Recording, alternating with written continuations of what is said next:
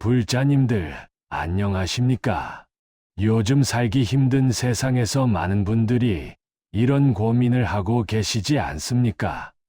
남한테 베풀고 도와주면 복을 받는다고 하는데, 정작 나는 베풀수록 더 가난해지는 것 같고, 오히려 이기적으로 사는 사람들이 더 잘 사는 것 같다고요.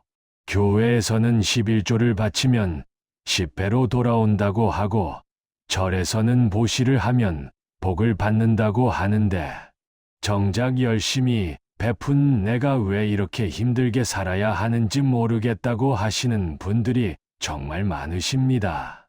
특히나 지금같이 물가는 오르고 살기 어려운 때에는 더욱 그런 생각이 들기 마련입니다.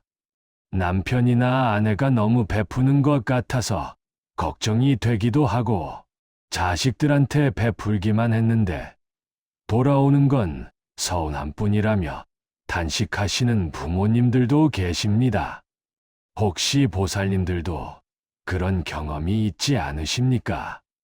착하게 살려고 노력했는데 왜 내 인생은 이렇게 힘든지, 베풀라고 하는 가르침이 과연 옳은 것인지 의문이 드는 순간들 말입니다. 오늘은 이런 고민을 가지신 모든 분들을 위해서 부처님께서 정말로 말씀하신 베품과 복에 대한 진실을 함께 살펴보려고 합니다. 부처님의 가르침을 제대로 이해하시면 지금까지 왜 베풀어도 힘들었는지, 그리고 앞으로 어떻게 베풀어야 진짜 복을 받을 수 있는지 분명하게 아실 수 있을 것입니다. 많은 분들이 베풀매 대해서 잘못 알고 계시는 부분들이 있습니다. 그래서 올바른 베풀을 하지 못하고 있고, 그러다 보니 기대했던 복도 받지 못하게 되는 것입니다. 하지만 부처님께서 말씀하신 진정한 베풀매 원리를 이해하시면 베풀면서도 마음이 편안해지고 자연스럽게 복도 따라오는 삶을 사실 수 있게 될 것입니다. 지금부터 부처님의 지혜로 이 모든 의문을 해결해 드리겠습니다. 그런데 잠깐, 혹시 보살님들 중에서도 이런 생각을 해보신 적이 있지 않으십니까? 내가 이렇게 열심히 절에 다니고 보시도 하고 착하게 살려고 노력하는데 왜 내 삶은 별로 나아지지 않는 것 같은지 말입니다. 오히려 종교도 없고 이기적으로 사는 것 같은 사람들이 더 잘 살고 있는 것처럼 보일 때가 있지 않으십니까? 이런 의문이 드는 것은 당연합니다. 왜냐하면 우리가 베푼과 복에 대해서 잘못 이해하고 있는 부분들이 있기 때문입니다. 특히나 요즘 같은 시대에는 물질적인 것만을 복이라고 생각하는 경우가 많습니다. 돈이 많이 생기고 좋은 집에 살게 되고 건강해지는 것만을 복이라고 여기는 것이지요. 하지만 부처님께서 말씀하신 진정한 복은 그것보다 훨씬 깊고 넓은 의미를 가지고 있습니다. 그리고 베풀매도 올바른 방법과 잘못된 방법이 있습니다. 아무리 많이 베풀어도 방법이 잘못되면 오히려 자신에게 해가 될 수도 있고 상대방에게도 도움이 되지 않을 수 있습니다. 오늘 이 모든 것을 부처님의 가르침으로 명확하게 정리해 드리겠습니다. 부처님께서는 2500년 전에 이미 이런 문제들에 대해서 아주 구체적이고 실용적인 답을 주셨습니다. 그 답을 아시면 베풀미 짐이 되지 않고 기쁨이 될 것이고 복도 자연스럽게 따라올 것입니다. 지금부터 차근차근 함께 살펴보겠습니다. 첫 번째로 많은 분들이 가장 궁금해 하시는 것부터 말씀드리겠습니다. 과연 베풀면 정말로 복을 받는 것일까요? 이 질문에 대한 부처님의 답은 매우 명확합니다. 법구경에서 부처님께서는 이렇게 말씀하셨습니다.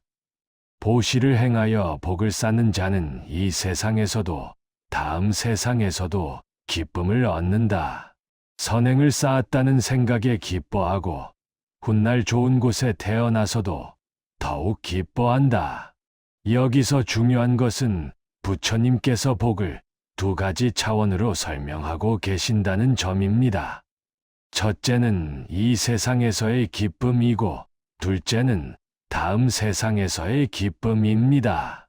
많은 분들이 착각하시는 것이 바로 여기에 있습니다. 베풀면 즉시 돈이 생기고 건강해지는 것만을 기대하시는데 부처님께서 말씀하신 복은 그것보다 훨씬 깊은 의미가 있습니다. 실제로 베풀매 가장 즉각적인 복은 마음의 평안과 기쁨입니다. 진심으로 남을 도와주고 나서 느끼는 그 마음의 따뜻함과 보람, 그것이 바로 첫 번째 복입니다. 한번 생각해 보십시오. 정말로 어려운 사람을 도와주고 나서 느끼는 그 마음의 뿌듯함을 말입니다. 그 순간만큼은 내 걱정, 내 문제는 잊어버리고 진정한 행복을 느끼지 않으셨습니까? 그것이 바로 베풀미 주는 첫 번째 복입니다. 그런데 여기서 놓치지 말아야 할 중요한 점이 있습니다. 부처님께서는 단순히 베풀기만 하면 된다고 하지 않으셨습니다. 어떻게 베풀어야 하는지에 대해서도 아주 구체적으로 가르쳐 주셨습니다. 증일아 암경에서 부처님께서는 이렇게 말씀하셨습니다. 보시할 때는 마음이 청정해야 하고 받는 사람을 가려서는 안 되며 베푼 후에 후회하지 않아야 한다. 이 말씀을 보면 베풀매는 세 가지 조건이 있음을 알 수 있습니다. 첫째, 마음이 청정해야 합니다. 이는 무엇인가를 바라고 베푸는 것이 아니라 순수한 마음으로 베풀어야 한다는 뜻입니다. 둘째, 받는 사람을 가리지 않아야 합니다. 부자에게는 안 주고 가난한 사람에게만 주거나 내가 좋아하는 사람에게만 베푸는 것이 아니라는 의미입니다. 셋째, 베푼 후에 후회하지 않아야 합니다. 괜히 주었나, 내가 손해봤나 하는 생각을 하지 않아야 한다는 것입니다. 이 세 가지 조건을 지키지 않으면 베풀어도 진정한 복을 받기 어렵습니다. 많은 분들이 베풀고도 복을 못 받는다고 하시는 이유가 바로 여기에 있습니다. 예를 들어서 설명해 드리겠습니다. 어떤 분이 절에 100만 원을 보시했다고 가정해 봅시다. 그런데 그 마음 속에 이번에 보시했으니까 사업이 잘 될 거야 라는 기대가 있었습니다. 그리고 한 달이 지나도 사업에 별다른 변화가 없자 괜히 돈을 줬나 하고 후회를 했습니다. 이런 경우에는 베풀었지만 진정한 복을 받기 어렵습니다. 왜냐하면 부처님께서 말씀하신 조건들을 지키지 않았기 때문입니다. 반대로 어떤 분은 1,000원밖에 없었지만 정말 어려운 사람을 보고 그 1,000원을 아무런 조건 없이 순수한 마음으로 주었습니다. 그리고 준 후에도 전혀 후회하지 않았습니다. 이런 경우에는 적은 금액이었지만 큰 복을 받게 됩니다. 이것이 부처님께서 가르쳐 주신 베풀매 원리입니다. 금액이 많고 적음이 아니라 마음가짐이 중요한 것입니다. 그렇다면 구체적으로 어떻게 실천해야 할까요? 첫째, 베풀 때는 복을 받기 위해서라는 마음을 내려놓으시기 바랍니다. 대신 이분이 조금이라도 도움이 되었으면 좋겠다는 순수한 마음으로 베푸세요. 둘째, 베풀 수 있는 범위 내에서 베푸시기 바랍니다. 무리해서 베풀고 나중에 후회하는 것보다는 조금이라도 기꺼운 마음으로 베푸는 것이 훨씬 좋습니다. 셋째, 베푼 후에는 그것을 잊어버리시기 바랍니다. 내가 언제 누구에게 얼마를 줬다고 계속 생각하고 있으면 마음이 청정하지 못합니다. 이렇게 실천하시면 베풀미 무거운 짐이 아니라 기쁨이 될 것입니다. 그리고 그 기쁨 자체가 바로 부처님께서 말씀하신 복인 것입니다. 두 번째로, 많은 분들이 오해하고 계시는 부분에 대해서 말씀드리겠습니다. 착하게 살면 손해본다는 생각 말입니다. 특히나 요즘같이 경쟁이 치열한 사회에서는 이런 생각이 더욱 강해지는 것 같습니다. 남들은 다 이기적으로 사는데 나 혼자 착하게 살면 바보가 되는 것 아니냐는 생각을 하게 되는 것이지요. 하지만 부처님께서는 이런 걱정에 대해서도 명확한 답을 주셨습니다. 디가니까야에서 부처님께서는 이렇게 말씀하셨습니다. 선업을 행하는 자는 이 세상에서 칭찬받고 다음 세상에서도 좋은 곳에 태어난다. 악업을 행하는 자는 이 세상에서 비난받고 다음 세상에서도 나쁜 곳에 떨어진다. 여기서 주목할 점은 이 세상에서 칭찬받는다는 표현입니다. 부처님께서는 선한 행동이 당장 이 세상에서도 좋은 결과를 가져온다고 명확히 말씀하셨습니다. 그런데 왜 우리는 때로 그런 느낌을 받지 못할까요? 그 이유는 우리가 결과를 너무 성급하게 기대하거나 잘못된 기준으로 판단하기 때문입니다. 예를 들어서 한번 생각해 보십시오. 정말로 이기적이고 남을 속이면서 사는 사람들을 보면 겉으로는 잘 사는 것 같아도 마음 깊은 곳에서는 어떨까요? 항상 불안하고 의심하며 살아야 하고 진정한 친구도 없고 가족들에게서도 진심 어린 사랑을 받기 어렵습니다. 반대로 정말 선하게 사는 분들을 보면 어떻습니까? 물질적으로는 평범할지 몰라도 마음이 평안하고 사람들에게 신뢰받고 사랑받으며 살아가고 있습니다. 이것이 바로 부처님께서 말씀하신 이 세상에서의 칭찬입니다. 부처님께서는 화엄경에서 이렇게 말씀하셨습니다. 모든 법은 마음에서 만들어진다. 마음이 청정하면 세상도 청정하고 마음이 더러우면 세상도 더럽다. 즉, 우리가 경험하는 현실은 우리 마음의 상태에 따라 달라진다는 의미입니다. 이기적인 마음으로 살면 세상도 이기적으로 보이고 선한 마음으로 살면 세상도 선하게 보입니다. 그리고 이는 단순한 착각이 아니라 실제로 우리 주변 환경을 바꿔놓는 힘이 있습니다. 선한 마음으로 사는 사람 주변에는 선한 사람들이 모이게 되고 이기적인 마음으로 사는 사람 주변에는 이기적인 사람들이 모이게 됩니다.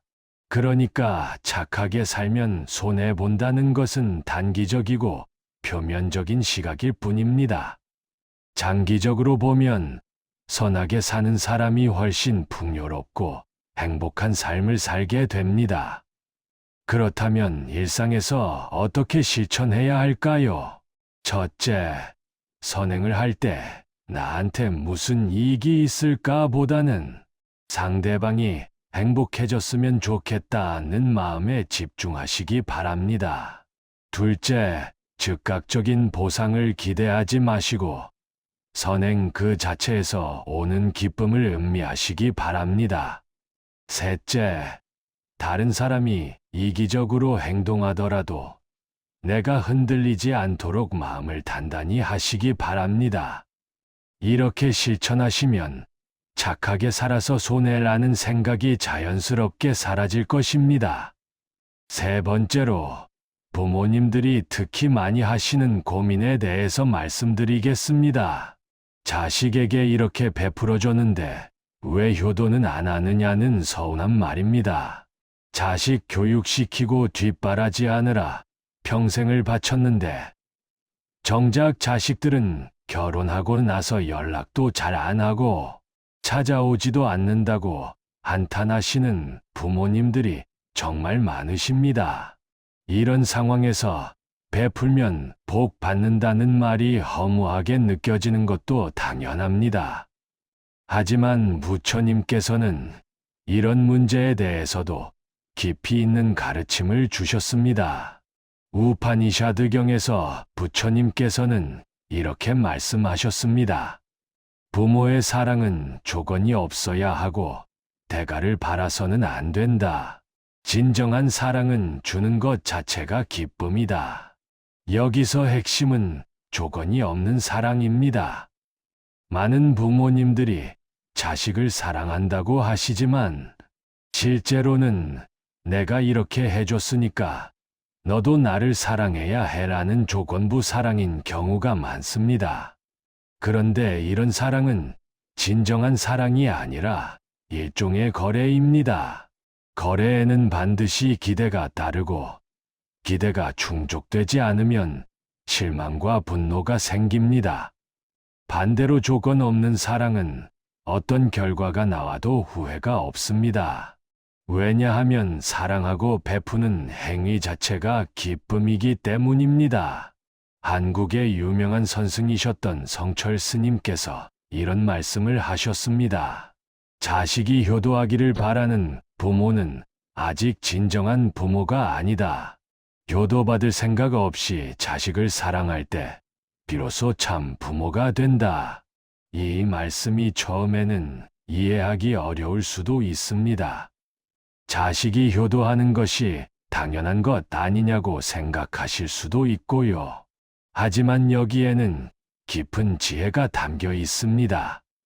효도를 기대하는 순간 부모의 사랑은 순수함을 잃어버립니다. 그리고 그 기대가 자식에게 부담이 되어서 오히려 부모-자식 관계가 나빠질 수 있습니다. 반대로 아무것도 바라지 않고 순수하게 사랑할 때 자식도 그 진심을 느끼고 자연스럽게 부모에게 감사한 마음을 갖게 됩니다. 부처님께서는 법화경에서 이렇게 말씀하셨습니다. 자비의 마음으로 베푸는 자는 모든 존재로부터 사랑받는다. 여기서 자비의 마음이란 아무것도 바라지 않고 상대방의 행복만을 염원하는 마음입니다. 이런 마음으로 베풀 때 비로소 진정한 복이 돌아오게 됩니다. 그렇다면 일상에서 어떻게 실천할 수 있을까요? 첫째, 베풀 때마다 나는 지금 무엇을 기대하고 있는가를 스스로에게 물어보시기 바랍니다. 만약 어떤 기대가 있다면 그것을 내려놓으려고 노력하세요. 둘째, 베푼 후에는 이제 내 할 일은 끝났다고 생각하시기 바랍니다. 상대방이 어떻게 반응하든 그것은 상대방의 몫입니다. 셋째, 상대방이 기대와 다르게 행동하더라도 그럴 수도 있다고 받아들이시기 바랍니다. 모든 사람은 각자의 사정과 처지가 있습니다. 이렇게 실천하시면 베풀미 서운함의 원인이 아니라 진정한 기쁨의 원천이 될 것입니다. 네 번째로 가장 중요한 핵심에 대해서 말씀드리겠습니다. 진정한 베풀은 무엇이며 어떻게 해야 부처님께서 말씀하신 진짜 복을 받을 수 있을까요? 많은 분들이 베풀을 할 때 물질적인 것만 생각하시는데 부처님께서는 훨씬 다양한 베풀에 대해서 가르쳐 주셨습니다. 대승기실론에서는 베풀을 세 가지로 나누어 설명합니다. 첫째는 제시차이스로 돈이나 물건을 주는 것. 둘째는 법시파스로 좋은 가르침을 나누는 것. 셋째는 무외시우웨스로 두려움을 없애주는 것입니다. 많은 분들이 첫 번째 제시만 생각하시는데 사실 두 번째와 세 번째가 더 중요하고 더 큰 복을 가져다 줍니다. 법시는 상대방에게 지혜를 나누어 주는 것입니다. 예를 들어서 누군가가 고민하고 있을 때 좋은 조언을 해주거나 올바른 길을 알려주는 것이 법시입니다. 이것은 돈을 주는 것보다 훨씬 큰 도움이 됩니다. 왜냐하면 돈은 쓰면 없어지지만 지혜는 평생 그 사람의 자산이 되기 때문입니다. 무외시는 상대방의 두려움을 없애주는 것입니다. 불안해하는 사람에게 위로가 되어주고, 외로운 사람에게 친구가 되어주고, 절망하는 사람에게 희망을 주는 것이 무외시입니다. 이런 베풀면 돈이 들지 않으면서도 엄청난 가치가 있습니다. 원효대사의 일화를 하나 소개해 드리겠습니다. 어느 날 원효대사가 길을 가다가 울고 있는 아이를 만났습니다. 아이는 어머니를 잃고 혼자 남겨져서 두렵고 외로워서 울고 있었습니다. 원효대사는 아이에게 돈을 주지 않았습니다. 대신 아이 곁에 앉아서 함께 놀아주고 재미있는 이야기를 해주며 하루를 보냈습니다. 그리고 아이가 잠들 때까지 곁에 있어 주었습니다. 다음 날 아이의 친척들이 찾아와서 아이를 데려갔지만 그 아이는 평생 그날의 따뜻함을 잊지 못했습니다. 나중에 그 아이는 훌륭한 사람으로 성장해서 많은 사람들을 도우며 살았습니다. 원효대사의 하룻밤 베풀미 한 사람의 인생을 바꾼 것입니다. 이것이 바로 무외시의 힘입니다. 부처님께서는 암경에서 이렇게 말씀하셨습니다. 법시는 모든 시주 중에서 으뜸이다. 물질을 주는 것보다 지혜를 나누어 주는 것이 더 큰 공덕이 된다.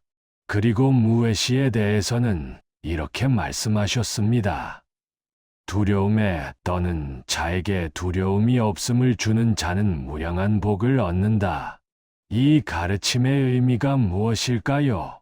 진정한 베풀면 돈에 많고 적음으로 결정되는 것이 아니라는 뜻입니다. 가난한 사람도 얼마든지 큰 베풀을 할 수 있고 부자라고 해서 반드시 큰 베풀을 하는 것은 아닙니다.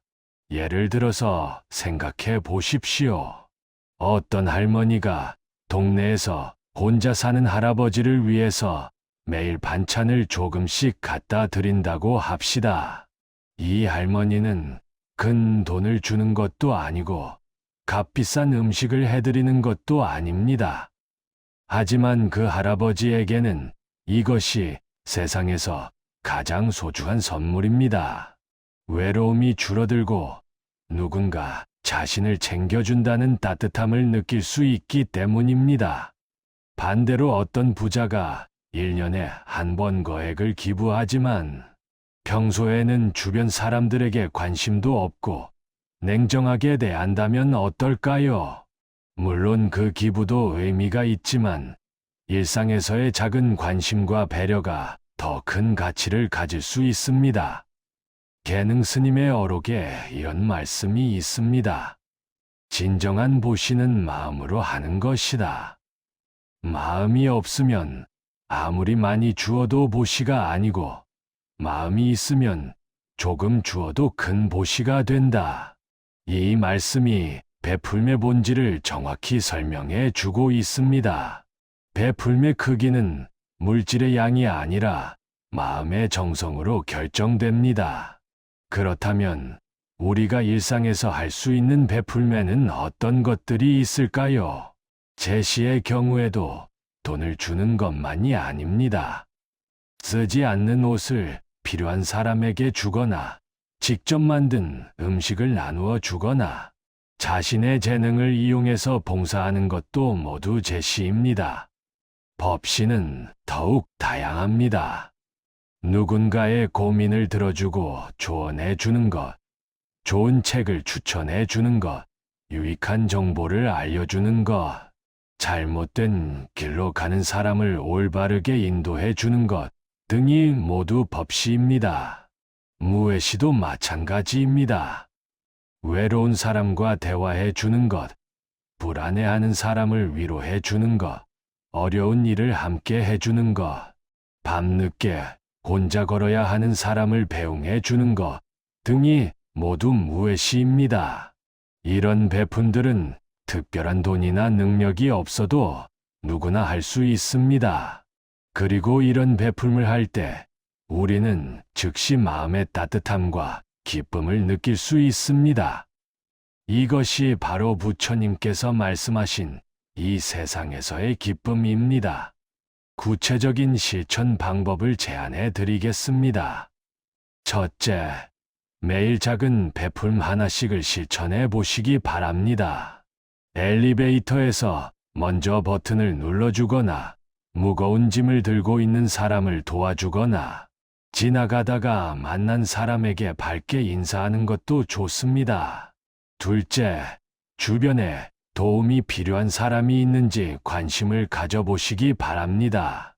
혼자 사는 이유, 어려움에 처한 친구, 고민이 있는 가족 등에게 작은 관심이라도 보여주세요. 셋째, 자신만의 베푼 방식을 찾아보시기 바랍니다. 요리를 잘하는 사람은 음식으로, 이야기를 잘하는 사람은 대화로, 손재주가 있는 사람은 그 재주로 베풀음을 실천할 수 있습니다. 이렇게 실천하다 보면 베풀음이 어려운 것이 아니라는 것을 아시게 될 것입니다. 그리고 베풀음을 통해서 얻는 마음의 평안과 기쁨이 바로 부처님께서 말씀하신 진정한 복이라는 것도 깨닫게 될 것입니다.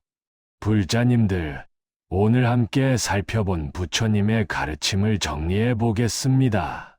첫째, 베풀면 복을 받는 것은 사실이지만 그 복은 우리가 생각하는 것과는 다를 수 있습니다. 가장 즉각적이고 확실한 복은 베풀 때 느끼는 마음의 평안과 기쁨입니다. 둘째, 베풀면은 올바른 방법이 있습니다. 청정한 마음으로 차별 없이, 부회 없이 베풀어야 진정한 복을 받을 수 있습니다. 셋째, 조건 없는 사랑과 베풀음이 가장 큰 복을 가져다 줍니다. 대가를 바라는 순간 베풀음은 거래가 되고, 거래는 언제나 실망을 동반합니다. 넷째, 진정한 베풀음은 물질적인 것에 국한되지 않습니다. 지혜를 나누고 두려움을 없애주는 것이 때로는 더 큰 가치를 가집니다. 이 네 가지를 마음에 새기시고 일상에서 실천하시기 바랍니다. 그러면 베풀음이 짐이 아니라 기쁨이 될 것이고, 그 기쁨이 더 큰 기쁨을 불러와서 복이 복을 낳는 선순환이 만들어질 것입니다. 마지막으로 보살님들께 당부드리고 싶은 말씀이 있습니다. 베풀음은 거창한 것이 아닙니다. 오늘부터 당장 실천할 수 있는 작은 것들부터 시작하시기 바랍니다. 옆 사람에게 따뜻한 말 한마디 건네는 것, 어려운 일을 겪는 친구의 이야기를 들어주는 것, 길에서 만난 강아지에게 잠깐 관심을 보여주는 것도 모두 베풀음입니다. 이런 작은 베푼들이 모여서 우리의 삶을 바꾸고 나아가 세상을 더 아름답게 만들어 갑니다. 부처님의 자비가 항상 법우님들과 함께 하시기를 바라옵니다. 오늘 법문이 도움이 되셨다면 좋아요를 눌러주시고 주변에 도움이 필요한 분들과도 나누어 주시기 바랍니다. 그리고 댓글로 여러분의 베푼 경험담도 들려주시면 감사하겠습니다. 부디 건강하시고 모든 일이 뜻대로 이루어지시기를 기원합니다. 사랑하는 불자님들 고맙습니다.